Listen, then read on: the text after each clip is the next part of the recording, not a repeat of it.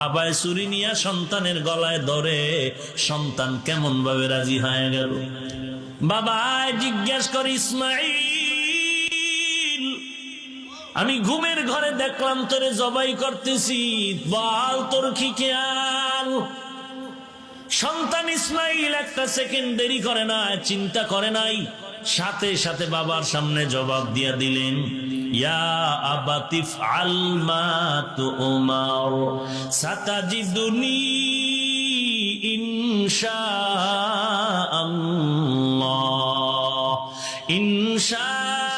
ইনশাআল্লাহু মিনাস সাবিরিন।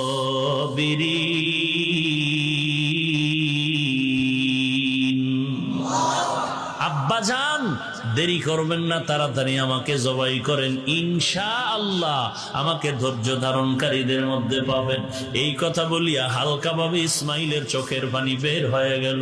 আব্বাজান আমাকে জবাই করবেন, আলহামদুলিল্লাহ, কোনো দুঃখ নাই, কিন্তু কথাটা মিনা বাজারে না বলিয়া যদি ঘরের মধ্যে বসিয়া বলতেন, আমার দুঃখিনী মায়ের থেকে একটু বিদায়ের সালাম জানায় আসতাম।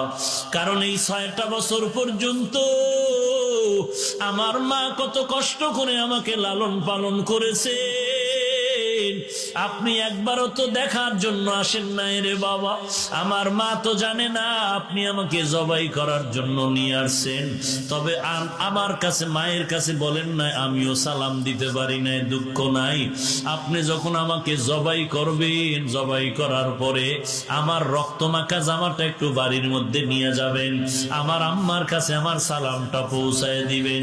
আমার আম্মা যদি ইসমাইলের না পায়, মা সন্তান হারার বেদনায় কান্না করবে, আমার আম্মাকে ধমক দিবেন না, মাথা ঠান্ডা করে আম্মাকে বুঝাবেন। হাসরের ময়দানে সন্তানের সাথে মোলাকাত হয়ে যাবে। শিশু বাচ্চা ইসমাইল ডাক দিয়া কয়, আব্বা জান, আমাকে জবাই করার আগে আপনার চোখটা রুমাল দিয়া বাঁধিয়া নেন, কারণ জবাই করার সময় যদি আপনার মায়ার নজর সন্তানের দিতে পড়িয়া যায়, আপনি ছুরি চালাইতে পারবেন না মায়ার কারণে। আমার হাতে পায়ে রশি লাগাইয়া নেন, কারণ আমার হাত পা যদি খোলা অবস্থায় আপনি জবাই করেন আর অজান্তে যদি আমার হাত পায়ের নাড়াচাড়া আপনার শরীরে লাগে, বেয়াদবি হয়ে যাবে, আল্লাহ বেজার হয়ে যাবে। আমি বেয়াদবি করতে চাই না রে বাবা,